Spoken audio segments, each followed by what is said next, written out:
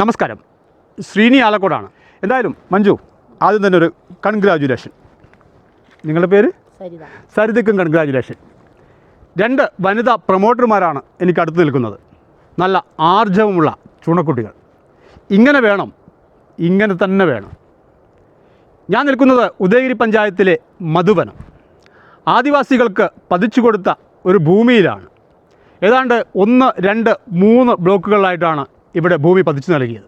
ഞാനിപ്പോൾ നിൽക്കുന്നത് 1-ാം ബ്ലോക്കിലാണ്. ഒക്ടോബർ മാസം 16-ാം തീയതി ഇവിടെ നടന്ന ഒരു സംഭവത്തെക്കുറിച്ച് പറയാനാണ് ഈ മല കയറി ഞാനിവിടെ വന്നത്. വേർത്ത് ഒഴുകുകയാണ്.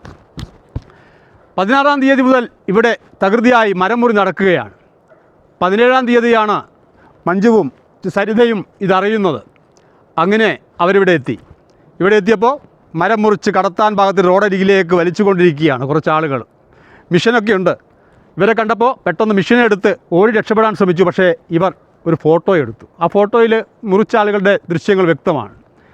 അങ്ങനെ ഇവർ പോലീസിലും സൈറ്റ് മാനേജർക്കും ഒരു ഡിപ്പാർട്ട്മെൻറ്റിനും ഒക്കെ പരാതി നൽകി. ആ പരാതി ഇങ്ങനെ പോവുകയാണ്.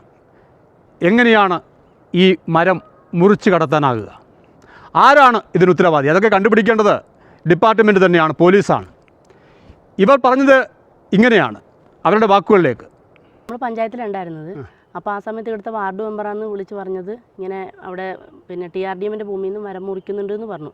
അപ്പോൾ അറിയിച്ചപ്പോൾ എൻ്റെ വീടിൻ്റെ അടുത്തുള്ള സ്വകാര്യ വ്യക്തികളാണ് പറഞ്ഞത് 2 ദിവസമായിട്ട് മുറിക്കുന്നുണ്ട് എന്നാണ് പറഞ്ഞിട്ടുണ്ടായിരുന്നു. അപ്പോൾ നമ്മളിവിടെ വന്നു നോക്കുമ്പോൾ ഇവിടെ മുറിച്ചിങ്ങി താഴെ വരെ എത്തിയിട്ടുണ്ട്. അപ്പോൾ നമ്മൾ അവരോട് ചോദിച്ചു, നിങ്ങൾ എവിടുന്ന മരം മുറിക്കുന്നത്, എന്താ ആര് പറഞ്ഞിട്ടാണ് മുറിച്ചതെന്ന് ചോദിച്ചു.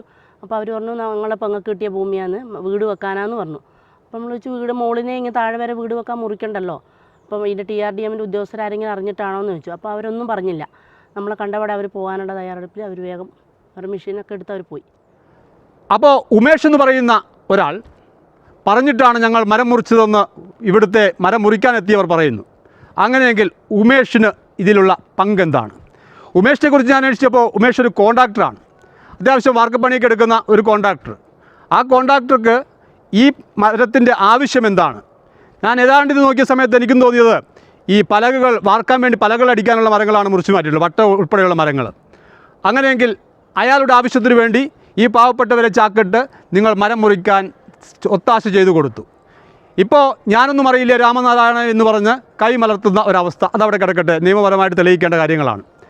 പക്ഷേ ഇത്തരത്തിലുള്ള ഭൂമിയിൽ നിന്നും മരം മുറിച്ച് കടത്താൻ ഒത്താശ നൽകിയവരും മരം മുറിച്ച് കടത്താൻ ശ്രമിച്ചവരും ഒരുപോലെ കുറ്റക്കാരാണ്. ഇവിടെ മരം മുറിക്കണമെങ്കിൽ, ഇവരുടെ ആദിവാസികൾക്ക് കൊടുത്ത ഭൂമിയിൽ മരം മുറിക്കണമെങ്കിൽ എന്തൊക്കെ ചെയ്യണമെന്ന് പ്രൊമോട്ടറായ മഞ്ജു പറയും. ആവശ്യങ്ങൾക്കോ അല്ലെ വീട് വെക്കാൻ ആവശ്യങ്ങൾക്കായിട്ട് നമുക്ക് മുറിക്കാൻ അനുമതി, നമ്മൾ അപേക്ഷ വെക്കണം. അപേക്ഷ വെച്ച് അവർ നമുക്ക് അനുമതി തന്നതിന് ശേഷം നമുക്ക് മുറിക്കാം. പക്ഷേ ഇവിടെ വന്നിരിക്കുന്ന അതൊന്നുമല്ല. ഇവിടെ നമ്മൾ വന്ന് നോക്കുമ്പോൾ അവർ ആരുടെയോ ഒരു പട്ടയത്തിൻ്റെ കോപ്പിയാണ് നമുക്ക് തന്നത്. അതുപോലെ അവരോട് പേര് ചോദിച്ചിട്ട് എന്നോട് ഒരു പേര് പറഞ്ഞു, സാറ് ചോദിച്ചപ്പോൾ വേറൊരു പേര് പറഞ്ഞു.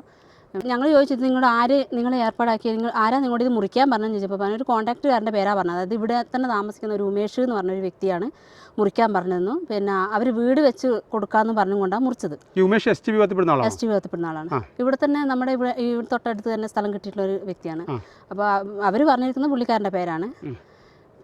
അപ്പം ഞങ്ങളോട് പറഞ്ഞു, ഇവർ പറഞ്ഞു ഞങ്ങൾ ഇതിനകത്ത് എങ്ങനെ ഒഴിവാക്കി തരാൻ പറ്റുമോ എന്നൊക്കെ ഈ പറഞ്ഞ വ്യക്തി അങ്ങോട്ട് ചോദിച്ചു.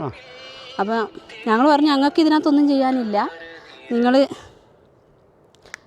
ഞങ്ങളെല്ലാം സാറന്മാരോട് പറഞ്ഞു. പോലീസ് സ്റ്റേഷനിൽ വരെ ഞങ്ങൾ പോയി എന്ന് വൈകുന്നേരം ഞങ്ങൾ ഒഴിവാക്കി തരാൻ പറ്റുമോ?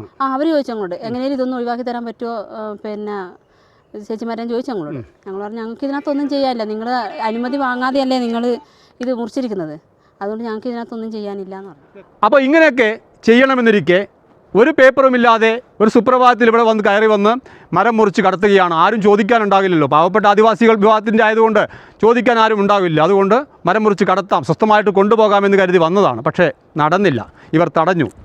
എന്തായാലും ഈ വനിതകൾക്ക് ഒരു ബിഗ് സല്യൂട്ട് ഈ നേരത്ത് ഞാൻ നേരുകയാണ്. ഒരു കാര്യം കൂടി സർക്കാരിൻ്റെ ശ്രദ്ധയിൽപ്പെടുത്തുകയാണ്. ഇത് ഏതാണ്ട് കിഴക്കാൻ തുക്കായ ഒരു കുന്നും പ്രദേശമാണ്. ഈ കുന്നും പ്രദേശമാണ് 1 ഏക്കർ ഭൂമി വീതം ആദിവാസികൾക്ക് പതിച്ചു നൽകിയിരിക്കുന്നത്. ഇവിടെ എങ്ങനെയാണ് സാറേ വീട് വെക്കുക? ഇവിടെ എങ്ങനെയാണ് സാറേ നിൽക്കുക? ഒന്ന് മര്യാദയ്ക്ക് നടക്കാൻ പോലും കഴിയില്ല. അവിടുന്ന് ഊർന്നിറങ്ങണം താഴേക്ക് എത്തണമെങ്കിൽ. ഞാൻ ഈ മലമണ്ടയിൽ മുഴുവൻ കയറിയിട്ടാണ് ഏതാണ്ട് എത്ര മരങ്ങളുണ്ടാവും മഞ്ജു?